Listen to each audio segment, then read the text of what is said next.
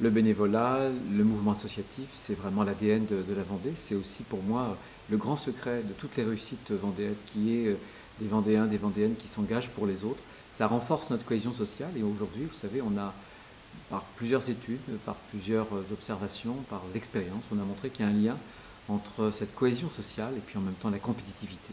Et je crois que les résultats économiques vendéens ne sont pas complètement étrangers au fait que les Vendéens soient généreux. Et c'est une bonne chose. On est dans un monde un peu en crise où on a trop souvent tendance à se replier sur soi-même, où on a l'hyper-individualisme. Mais je crois que là aussi, il faut transmettre ces valeurs entre les générations. On a des grands-parents, des parents qui se sont beaucoup engagés.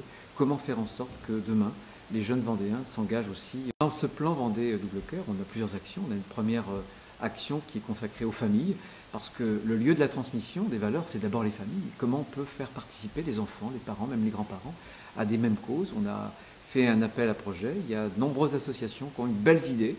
Il y a tellement eu d'ailleurs de demandes qu'on va sans doute refaire un nouvel appel à candidature. Donc ça, c'est un premier axe.